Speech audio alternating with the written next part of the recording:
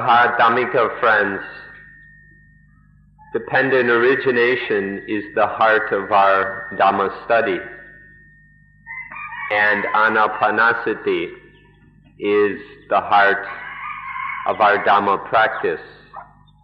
For this reason, we will speak about Anapanasati, or mindfulness with breathing, today. Anapanasati will help us to be successful in practicing according to the law of Paticca Samuppada. Mindfulness with breathing is practice on the level of samadhi and vipassana. Nonetheless, sila or morality is hidden or contained within it. Therefore, it's a complete practice. The intention to practice, to set one's mind on practicing, this is sila, morality. Then to actually practice is samadhi. And then seeing clearly into the nature of things, this is vipassana, or insight. In this way, sila, samadhi, and panya are working together, are contained together in mindfulness with breathing. When we consider the meaning or how to translate the word anapanasati, we can say it basically means to attend to one object that we ought to pay attention to with every inhalation and exhalation. Literally, this means we could pay attention to anything. We could reflect on anything while breathing in and out. For example, if one was homesick, one could think of one's home while breathing in and out, and you could call that anapanasati if you wished. So one can note or pay attention to some material object or some certain place or a friend, or in the end to Dhamma. But whichever we choose, we must attend to or take note of one particular object while breathing in and out. There must be some matter or object of our attention. And so anapanasati can be used in even very worldly ways, or even for children to play with. It's in fact been used in rather demonic ways.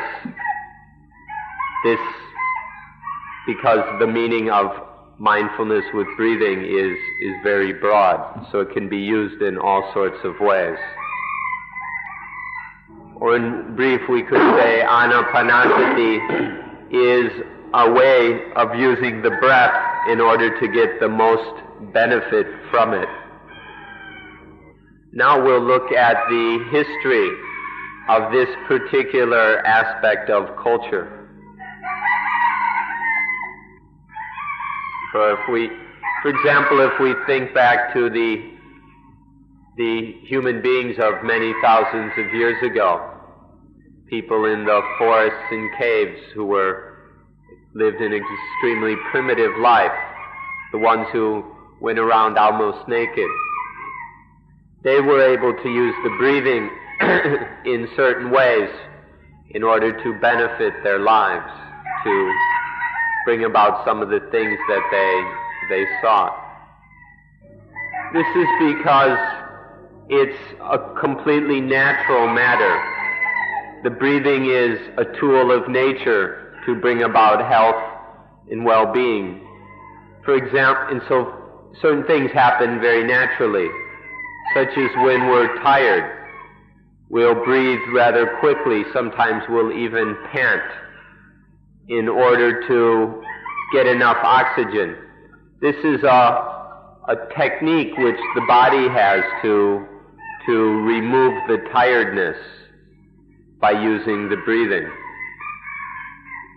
Or if we have a wound or cut and the blood is flowing quite a bit, one can breathe in a very subtle, refined, peaceful way, and the blood will flow much more slowly, and one loses much less blood. This is a natural kind of technique, or a secret of the breathing, which can be used if we understand it. And so our primitive ancestors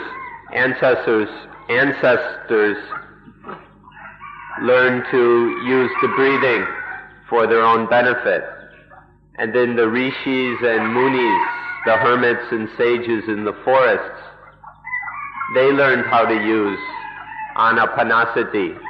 On quite a high level, they became very skilled and good at it. And then later the doctors and physicians learned to use anapanasati for the sake of health. And then the yaksas, the demons and maras, demons and devils or whatever, who were engaged in fighting and killing, they even learned to use the breathing to help them in their demonic work. And this led to their developing a system of practice using the breathing, systematic approach to it, to really work with the breathing. And this was called pranayama, which is to breath control. So various forms of pranayama were used by all the different groups and sects in India, and they were adjusted and improved accordingly until the Buddha's time. And the Buddha took this and perfected it. And so now we have the Buddhist approach to anapanasati, which Buddhists have our own special form of it, as was taught by the Lord Buddha. In this system of anapanasati, it's been improved and adjusted until we can get the fullest. This pranayama has been improved until we can get the fullest benefit from controlling or working with the breath, from mastering the breath. And so this anapanasati became so widespread in India, it became almost a custom or a tradition, so that young people, young men, were quite familiar with it. As we can see from the stories that Prince Siddhartha knew about this even at a very young age. Even at the age of 7, he tried this out. And this seems to imply that anapanasati was very widespread and customary in India at that time. We might be able to say that every school, group, and sect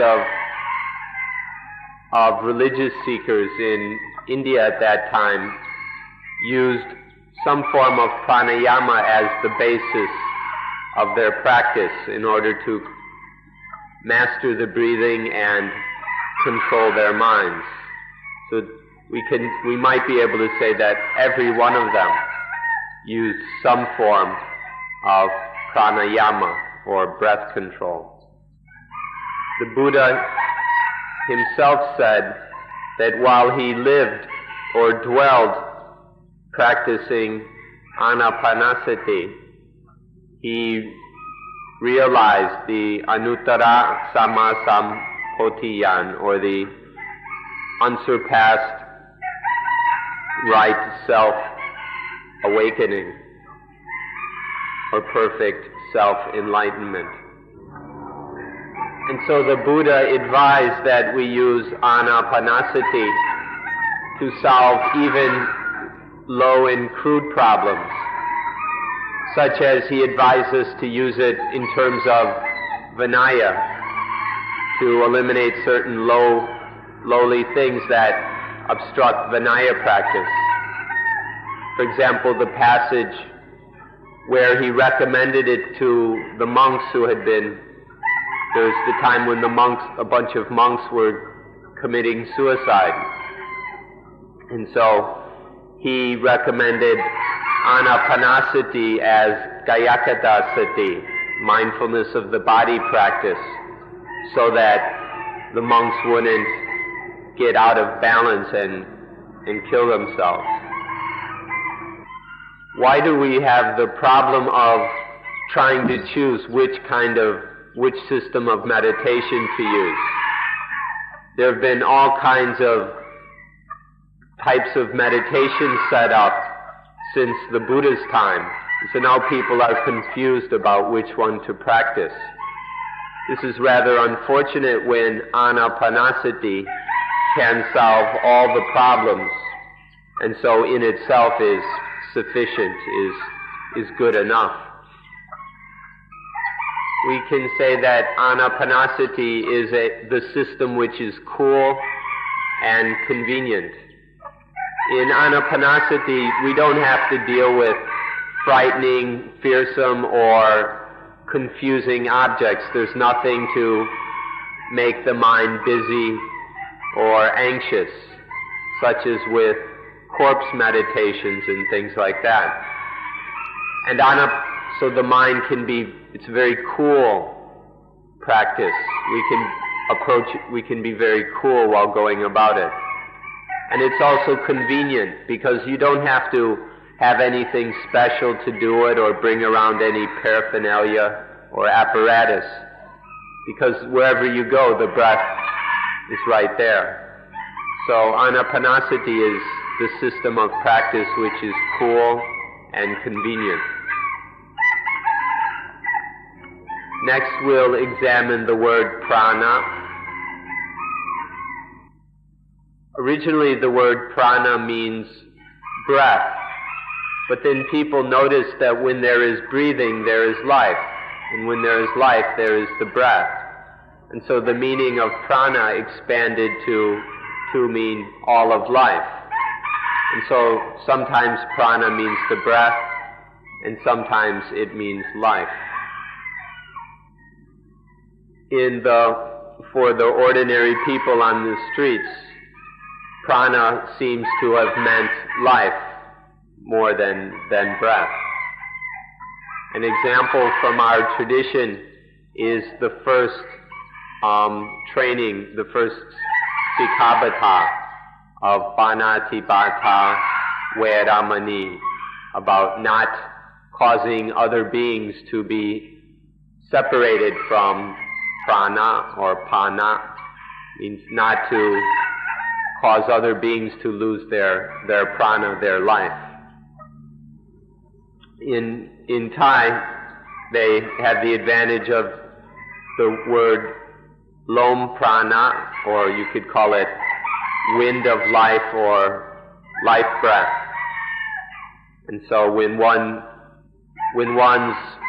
lom prana is finished, then one dies.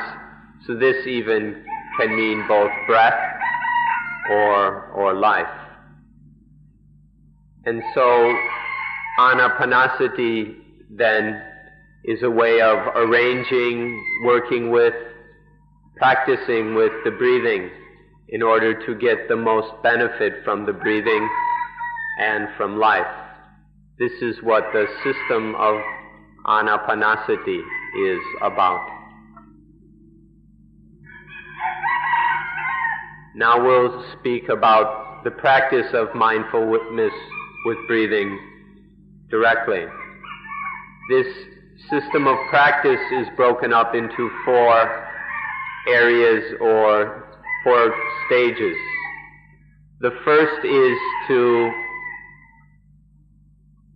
is breathing, using the breathing regarding the body. The second is to make use of the breathing regarding the Vedana, the feelings. Third is to make use of the breathing regarding the Citta, or the heart, the mind. And the fourth is using the breathing regarding Dhamma. The first area is called the body, the body area, or the body stage, or which, and here body is a translation of the word Kaya. The Buddha said that the breath is one particular body, or Kaya, among all bodies. And so we can use the word body to refer to this flesh and blood body of ours, but we can also use the word Kaya, or body, in terms of the breath. We can call the breath a body also. So when we speak of the body group, the body area of stage of practice, we are speaking about using the breathing. The breathing itself is one body, is a certain very special body. The first lesson in this stage of practice is about the long breathing. In this we study the long breathing until we know it very well, until we know it in all angles and all aspects. So we study the long breathing until seeing very clearly what kind of nature it has, or what its characteristics are, what it's like, and seeing the kind of results that come from the long breathing, particularly what influence or power it has over the rest of the body. So what kind of results come from very, very long breathing? And what is the result of not so long breathing? Then what is the result of medium long breathing? Study these different kinds of long breathing until it's very clear and very certain what kind of results how the long breathing affects the body or affects life. The second lesson is to study the short breathing. We study it in the same way as the long breathing.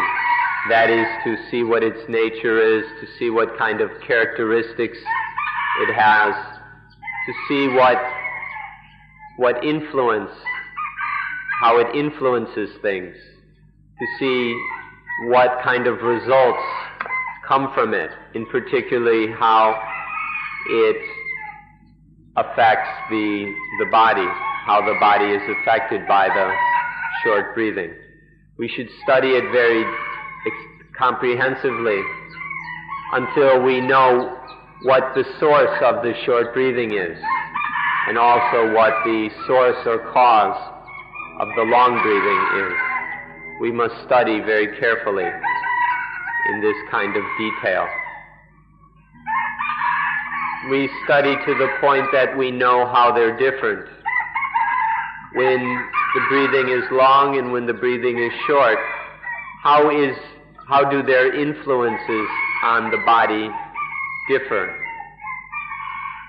So we can become very familiar with it until we know all aspects of the breathing through studying the long and short breathing. The longness and shortness of the breathing will show us what kind of mood we're in.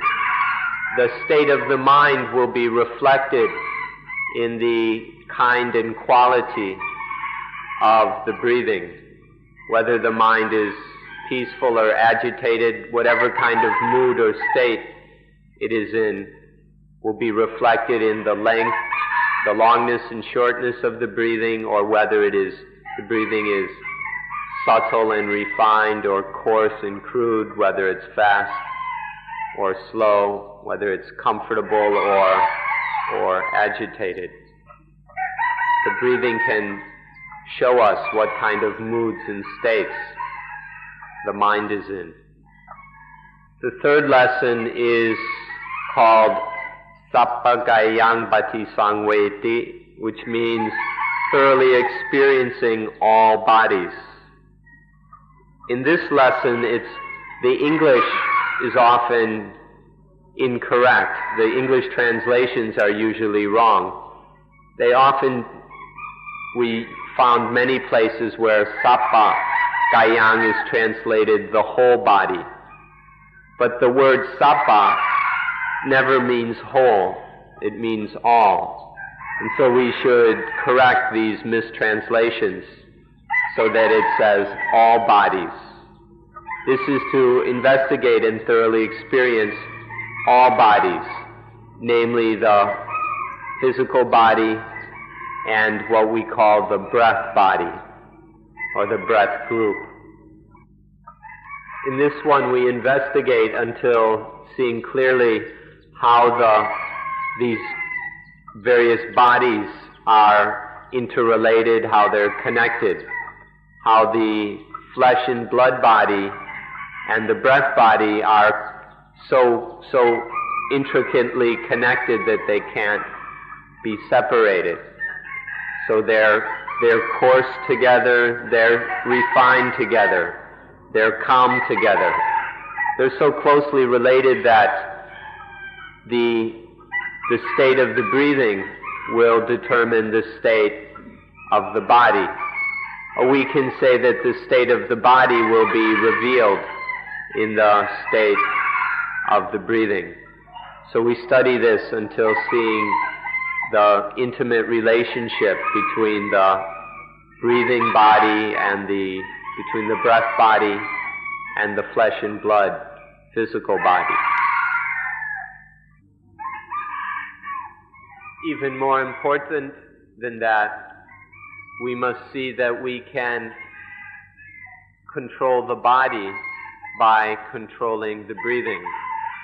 Because of this interrelationship, we can use the breathing to control the body. It's not possible for us to control the state of the body directly, but we can do it indirectly through the breathing. We can use the breathing to make the body more subtle and refined. By calming the breathing, we can calm the body. So this is called mastering the body by mastering the breathing. We can make the breathing calm and cool, which results in a body which is calm and cool, a body which is undisturbed.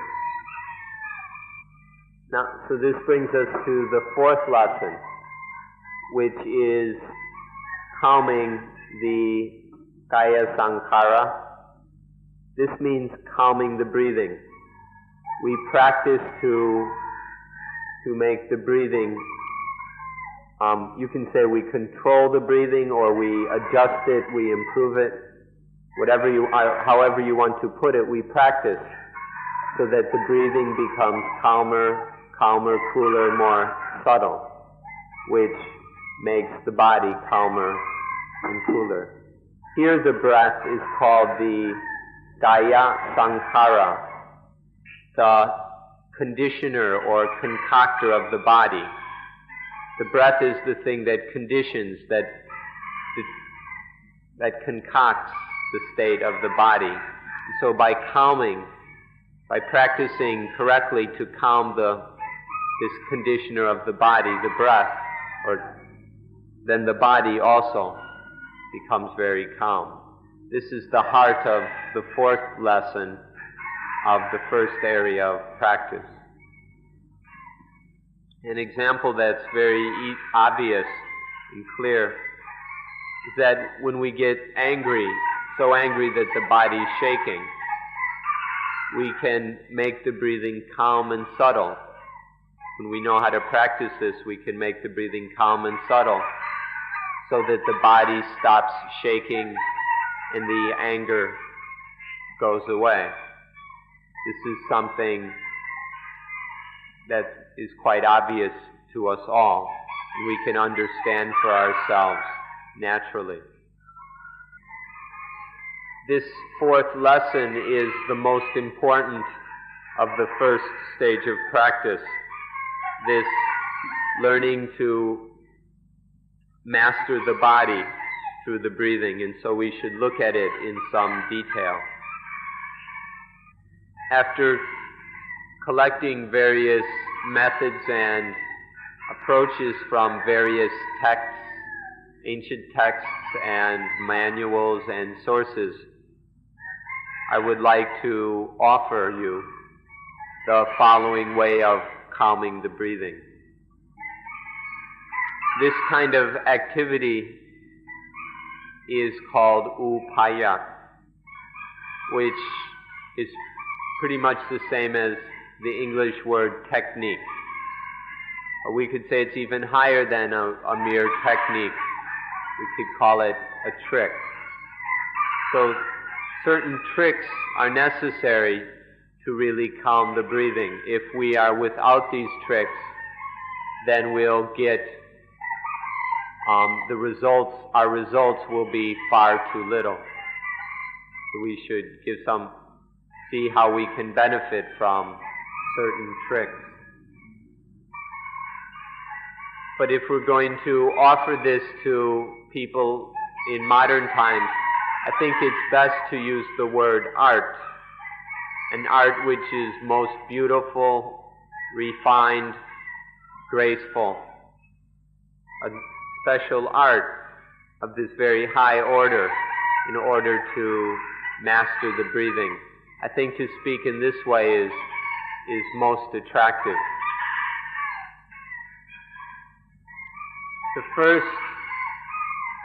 The first step of this art is called following after, or chasing after.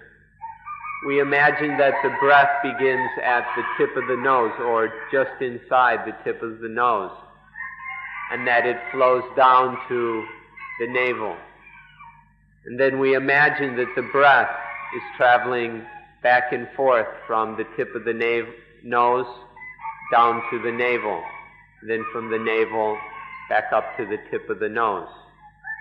Imagining the breath in this way, the mind, or sati, mindfulness, follows after the breathing.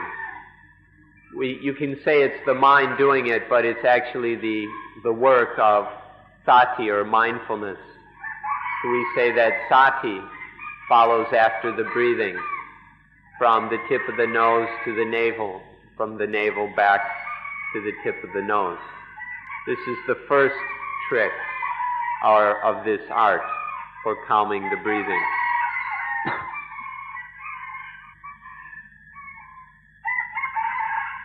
Something kind of funny or interesting, that some people, such as Negroes, have a nose where the breath can't really make contact with the tip of the nose because the nose is kind of upturned.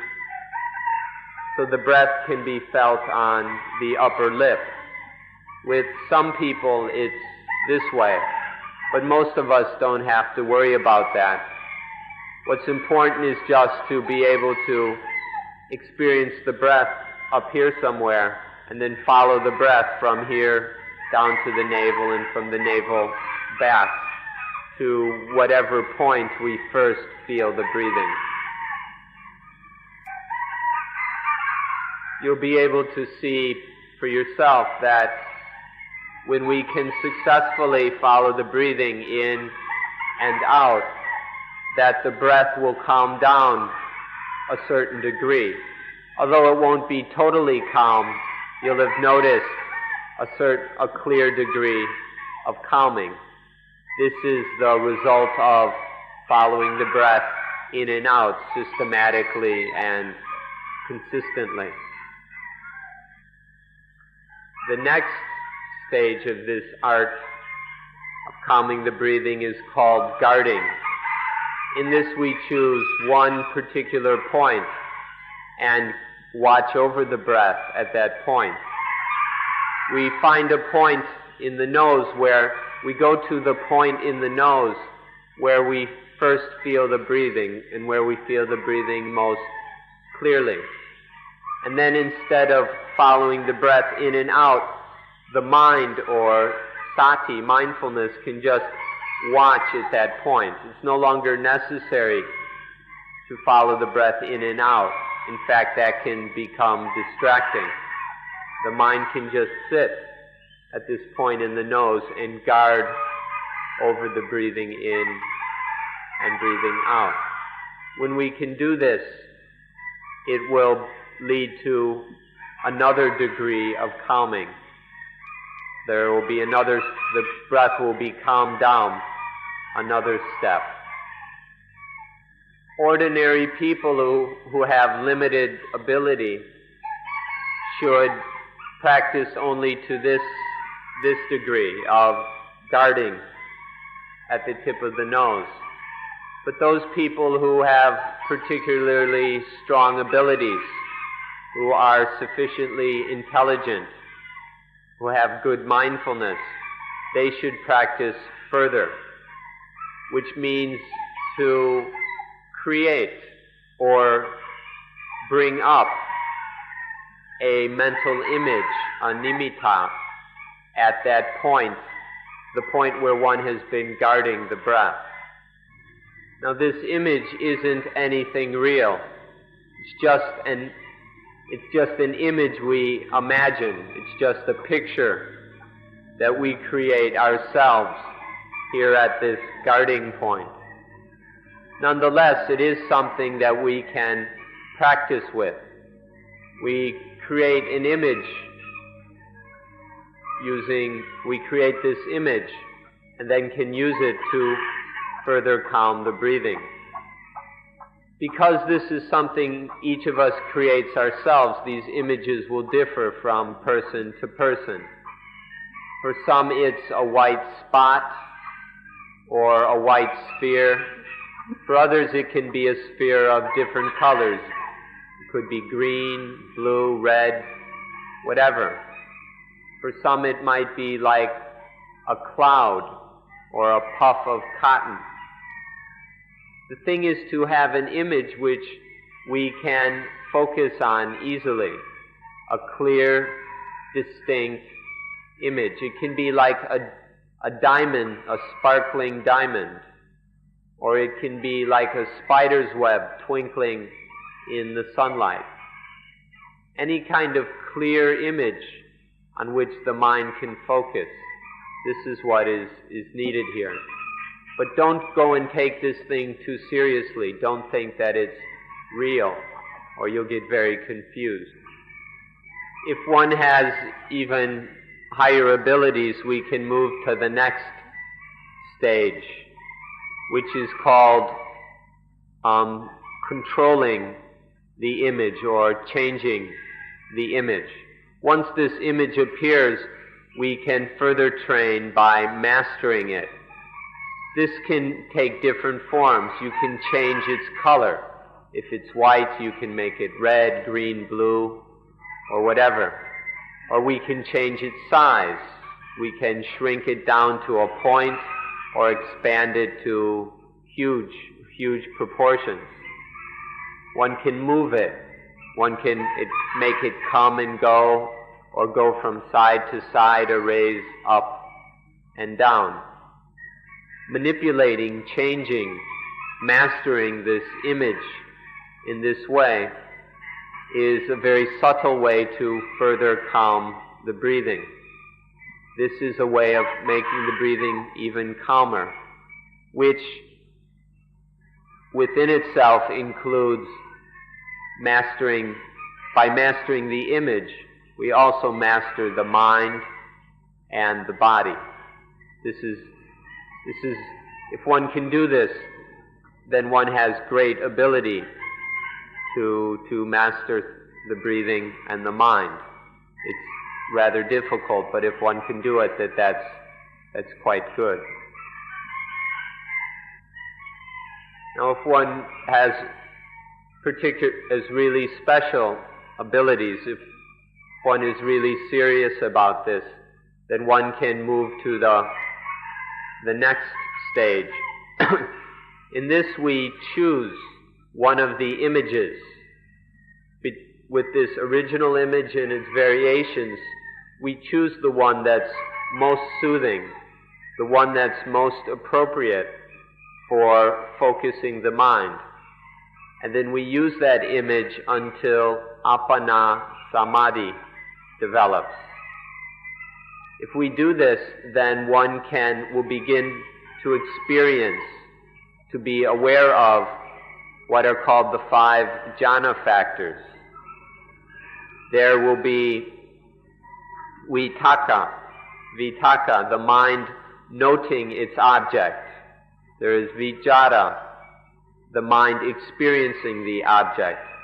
There is piti, a sense of satisfaction of one's ability to do this. Sukha, a calm joy that arises through this piti. And then ekagata, the mind is now one-pointed on this object. If one can choose, one chooses the right appropriate image and then gathers the mind fully on it, then one can call up these 5 factors, and then one has them to look at, to experience the 5 factors of jhana. When this point comes that one can summon the 5 factors, then one has entered the first jhana. Now this first jhana is still comparatively coarse. So if one wishes, one can calm things down even further and enter the second jhana. To do this, one calms down the first two factors, vitaka and vichara, noting the object and experiencing the object. One can calm these away so that one no longer feels them. And when the mind has just these 3 factors, then this is called the second jhana. In this, then we can experience how the breathing calms even further. The breathing, and therefore the body, and of course the mind, are calmed and become even more subtle. We should see how this occurs through the second jhana. One observes that piti, that this satisfaction, is rather disturbing. It's kind of busy and agitating. And so then one calms it. One calms down the piti. And then there remains only sukha, joy, and ekagata, one-pointedness. When the piti has been calmed away, then this is the third jhana. And then one can observe how much more subtle and peaceful the breathing has become, as well as the body and the mind. This is the character of the third jhana. Then one can look on this sukha and then avoid or make the mind be above both sukha, joy, and dukkha, unpleasantness. When the mind can avoid both pleasantness and unpleasantness, then there is what we call upekkha, or equanimity, the mind that is not leaning in either direction, this totally balanced or equanimous mind. So there remain only 2 factors, this upekkha and the ekagata, the one-pointedness. This ekagata, one-pointedness, is when the mind is gathered together on a very high level and has nibbana as its object. Proper ekaggata has nibbana as it's pointing at nibbana. It has nibbana as its object. And so at this point, in this fourth jhana, one should see how very subtle it is, how very calm it is for body and mind. Now, not everybody can do this. It's not possible for everyone to reach or enter fourth jhana. However, it's not necessary for everyone to do it. What's necessary is to be able to calm and quiet the breathing, as in the early stages of following the breathing and guarding the breathing near the tip of the nose. So if one can do that much, if one at least has the ability of guarding the breath to sufficiently calm the breathing, the body and mind, then one can proceed to the fourth area of practice, which is contemplation of impermanence and the other aspects of insight into Dhamma. So what's necessary for the ordinary practitioner is just this level of upajjhara samadhi, which can be achieved through following the breath and guarding it.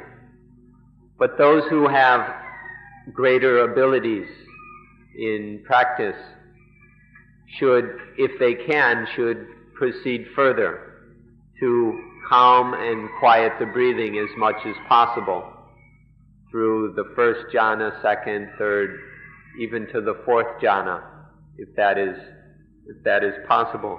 Not everybody can do this, and we shouldn't think that we have to do it or make too much importance out of it. But if one can do it, it can be very valuable to make the breathing, to calm the breathing to the very refined degree of fourth jhana. By this point, the breath is so refined and calm that it even becomes a bit unclear, and there's arisen some confusion because some people say that in the fourth jhana the breathing stops. This is a point we'd like to examine next. Now we're going to observe and compare in order to see the difference between the kind of breathing which is strongest, which is most powerful and strong or vigorous, and then the most ordinary kind of breathing, and finally the breathing which is the lightest, the most subtle. So first we'll talk about the strongest, most vigorous kind of breathing. We're talking about taking it to its extreme. If you want, you can give it a try now. Breathe in strongly, deeply, as far as you can. Breathe in, taking in as much air as possible. Do this strongly. If you do this to the fullest extent, you'll find that the abdomen will contract and the expansion will be greatest in the chest, especially the upper chest. And then if you breathe out strongly, you'll find that the chest will relax or contract, and then the abdomen will descend, will expand. If we breathe as deep as possible, if we take in as much air as possible, if we do this with strength and vigor, we'll find that it's not the way we usually think of the breathing. Most of the time we think that when we breathe in, the abdomen will expand, and when we breathe out, it will contract. But when we take this very, very deep, strong breathing, it ends up differently. The abdomen will contract. It will kind of pull up. and the chest the greatest expansion will be at the chest. You can try that even now and see how it works. Now we can just breathe ordinarily, and when we breathe in, the abdomen expands or rises, and when we breathe out, the abdomen contracts or falls. This is the ordinary breathing, and the abdomen moves as we ordinarily think it would move when we breathe ordinarily like this. And now, breathe as light as possible. Make your breath so light and so subtle that there's no sign of any rising or falling. Neither the abdomen nor the chest rises and falls. There's no sign of this movement when the breath is as light and subtle as possible. This is, so when we take incredibly light breaths, it may seem that we're not breathing at all. So practice this, train in this way until you're able to breathe in the most light and subtle way, so that there's no sign or even hint of the rising and falling of the abdomen and chest. Breathe so light that you can't feel the abdomen and chest moving at all. This explanation shows that we object to the explanation in the commentaries that say that in the fourth jhana we stop breathing. We've tried to show that there's a kind of breathing that is so light and subtle that we don't feel it. Although we're not aware of it, though, there is still breathing. And so we really don't agree with what's written in the commentary, in this particular passage in the commentary. You don't have to go and ask a doctor. Any child can tell you that if you stop breathing, you'll die. So all of this has been how we practice with the body in Anapanasati, how we use the breathing to explore the body. In particular, calming the breathing as far as we can, making it as calm and quiet as we can. If one is able to bring about the jhanas, if one can do this, then it's very good. But if one isn't able, don't be sad about that, don't get disappointed or frustrated. It would be very foolish for those of us who don't have the ability to get upset about that. So calm the breathing as much as one can, so that there's enough samadhi to then go to proceed to the contemplation of impermanence. If one can see impermanence, then one is able to practice vipassana in order to destroy the defilements. If one can bring about the jhanas, that's very good, and one should develop that as far as possible. But one should not be, if one doesn't have that ability, don't worry about it. Please don't make a big deal out of it. Now there are some minor problems that can interfere. For example, sometimes it's necessary to change our posture or position. It's not possible to sit forever. Now we shouldn't make this into a difficulty for ourselves. If it's necessary to change our posture from sitting, then we change it to either the standing, the walking, or the lying on our side posture. This is something that's just ordinary, and we shouldn't make any difficulty of it. But what we need to do is to maintain samadhi when we change our position or our posture. Don't allow the samadhi, don't get upset that you have to move or distracted by the movement so that the samadhi is lost. but retain samadhi as we move into another posture. It's not possible to if in sitting one has very deep samadhi, it won't be possible to maintain it at that level. It's not possible to maintain full samadhi in other postures, but retain as much samadhi as possible. And then we can say that there is samadhi in walking, samadhi in standing, samadhi in lying on one side. The Buddha said that when we have this samadhi, then our walking is divine walking. When we are standing with samadhi, then that is divine standing. And when lying down with samadhi, that is divine lying. So don't make this into a problem or get upset when one has to change one's posture. Do it properly and maintain as much samadhi as one can. So now we are successful in our practice in the first area or stage of anapanasati, which is called Kayanupassana, contemplation of the body. And so now we can go on to the second stage or area of practice, which is called Vedanupassana, the contemplation of the Vedana, of the feelings. Now the Vedana are not toys.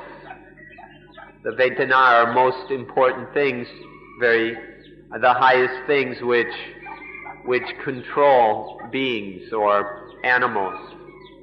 This means us. The Vedana control us in all kinds of ways. Whatever feeling wants, whether it's good or evil, high or low, whatever the Vedana wants, it can force us to pursue it. So all kinds of our thinking and actions are controlled by the Vedana. So the Vedana are something very important because they control us on just about all levels. They control almost all of our lives. So it's necessary for us to contemplate them, to understand them in order to get free, so we're no longer the slaves of the Vedana. The essence of this stage of practice can be expressed in the following words, which you ought to remember. We will study and train with the Vedana until we can control them. The first lesson in this area of practice is experiencing piti, or satisfaction. Whenever we are successful in something we aim at, or when we get the kind of feeling we want, then piti, this satisfaction, there's a sense of satisfaction. This feeling of satisfaction can be very coarse or it can be very subtle. The crude kind of piti we might call rapture, a very excited kind of state. But piti can also be very subtle, what we might call contentment. We should study all aspects of piti, both the coarse and the refined.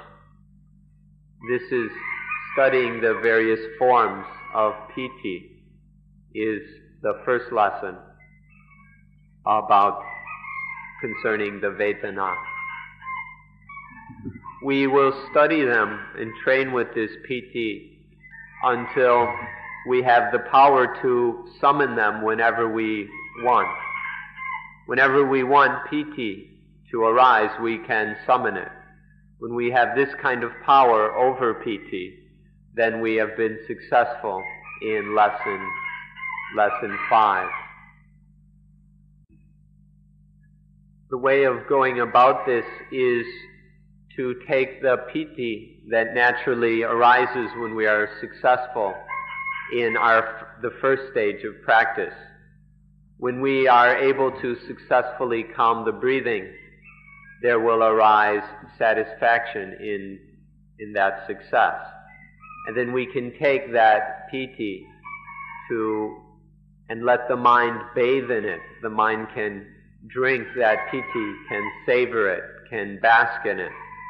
And in this way, piti is thoroughly experienced. If we're unable to practice correctly on that level, then we can maybe find other forms of piti. But we need some kind of piti to experience within the mind so that we know it and can, through understanding it, get power over it. The second lesson concerning the Vedana, or the sixth overall of Anapanasati, is to see that this piti is agitating, to see the excitement and agitation of piti, and then to calm it down. When we make piti calm and quiet, it becomes what we call sukha. That when the calmness and excited agitation, the excitement and agitation of piti is calmed and quiet, what remains is called sukha, or joy. Or you can say that the piti is changed into sukha. And then one experiences that sukha, one drinks it, one bathes in it, one savors it, tastes it, until thoroughly knowing what sukha is, knowing what its nature is like, and knowing it so much that we have the ability to summon it whenever one wants. One is successful in this lesson when one can summon up sukha whenever one needs it.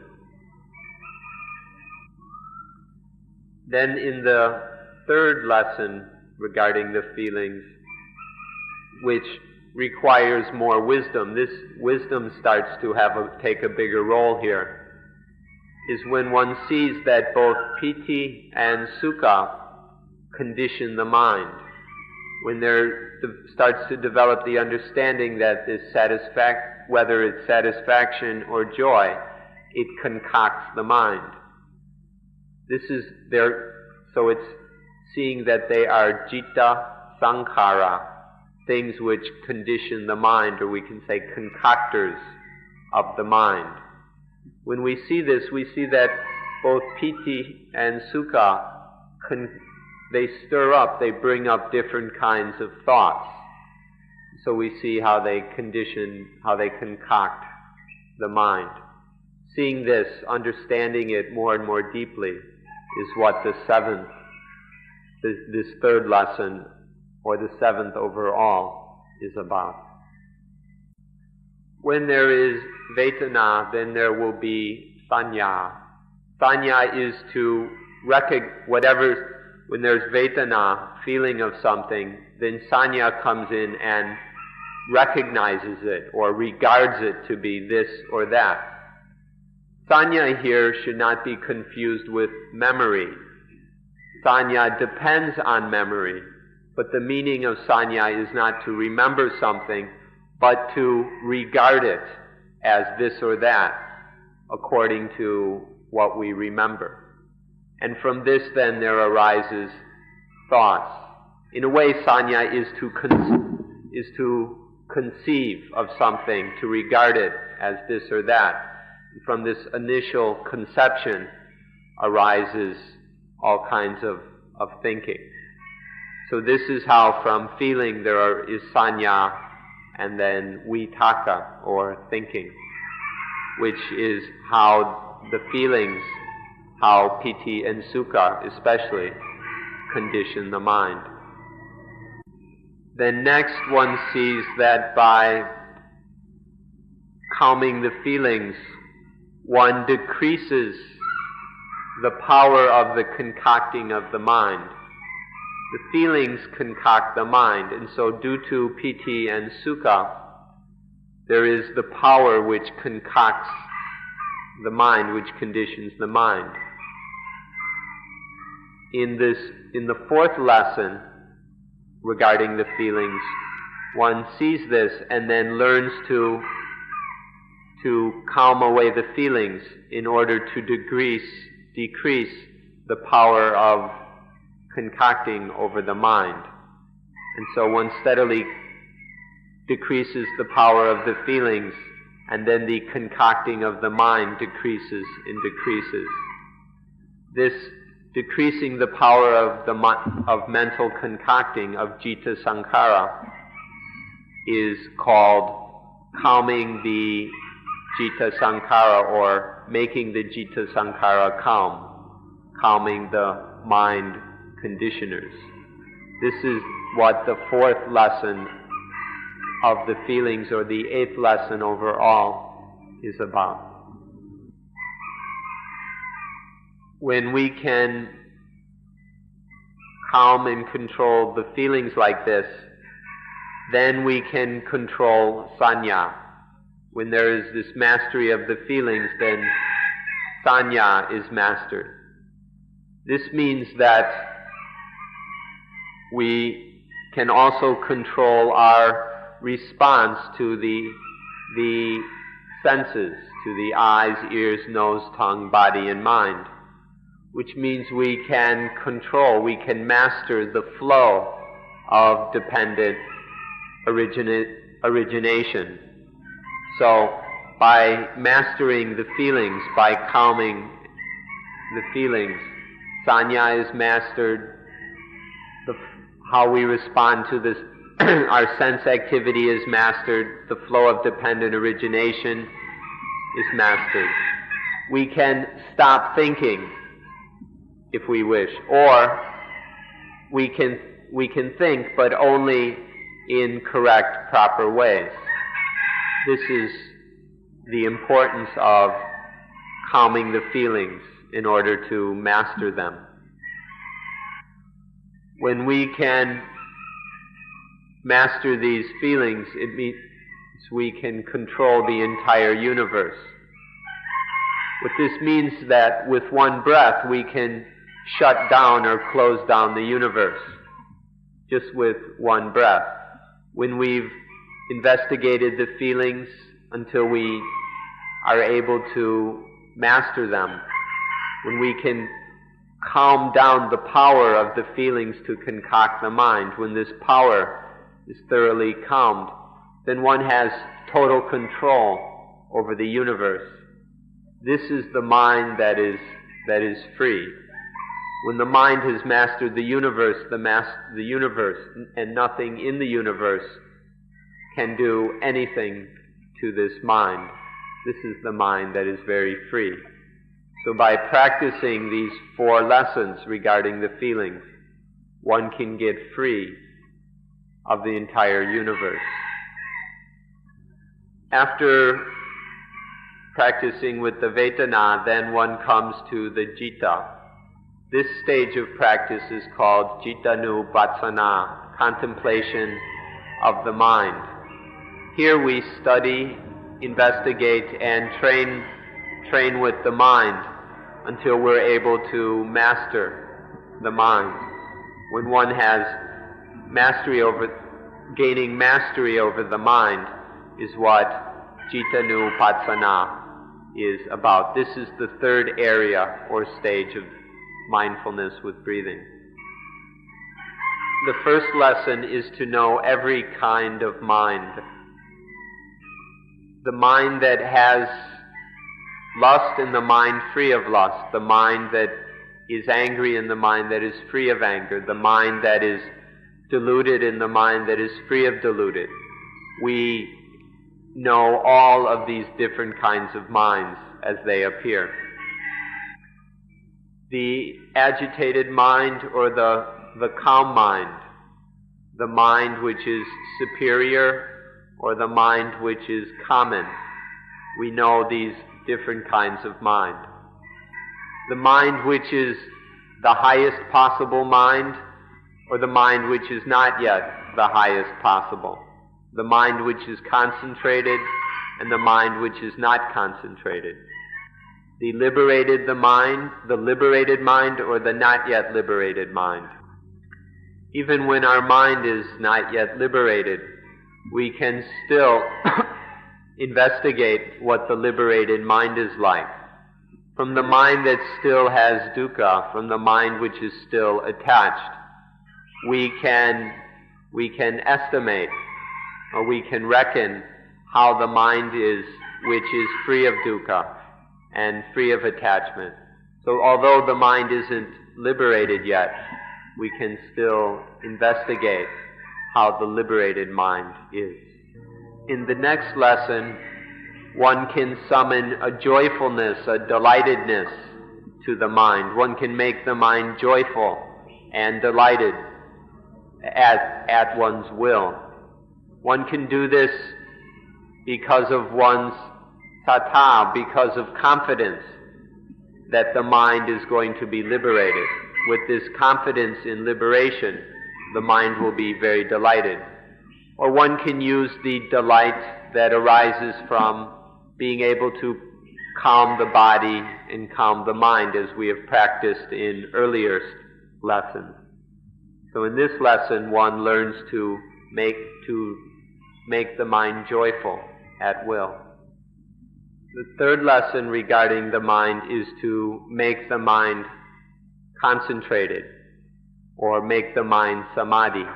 Here samadhi has three basic factors. First of all, the mind is pure, parisuddho. The mind here is cleansed of the nivarana. There are no hindrances or defilements polluting the mind. The second factor is that the mind is firmly fixed. It's well established in its object. Especially, it is firmly fixed in a one-pointed way on nibbana, which is the highest object of the mind. And then last, this is called samahito. And the third factor is called gamaniyo. This mind is always ready. It's fit to do anything. It's prepared for whatever work must be done, especially the work of insight, in order to cut through the attachments and free the mind of attachment. So the third lesson here is to concentrate the mind so that these three factors are most clear. Please give special attention to the third factor, gamaniya, which is activeness. It's this tremendous activeness of mind. It's the mind that's very sensitive and flexible. This isn't the mind which is hard and stiff, but this is generally misunderstood. There's a common misunderstanding that in concentration the mind becomes kind of thick and hard. But when the Buddha talked about samadhi, he emphasized this gamaniya, this activeness, readiness, flexibility, sensitivity of mind. This should be understood if we're going to practice properly. The fourth lesson is called vimocchang. It's liberating the mind. It's making the mind be liberated, to make the mind let go and be free. Just like the communists use the word liberating, the liberated areas, it's liberating the mind in that way. This can mean freeing the mind from the nivarana, from the hindrances, or it can mean freeing the hindrances from the mind. You can look at it either way, and so sometimes the meaning becomes a little ambiguous for people.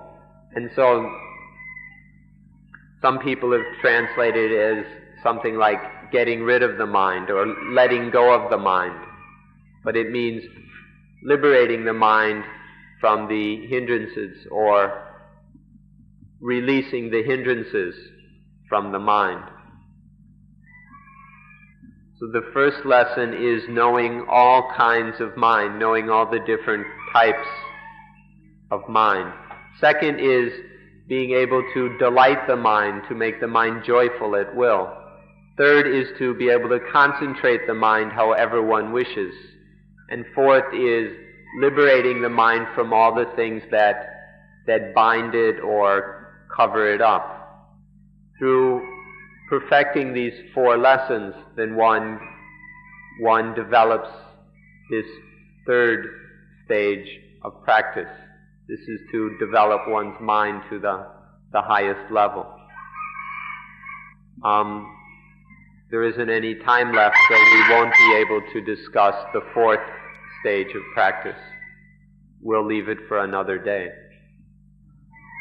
Thank you, all of you, for being very good listeners. I hope that you can take the things we've discussed today and practice them for your own benefit, for greater success in Dhamma.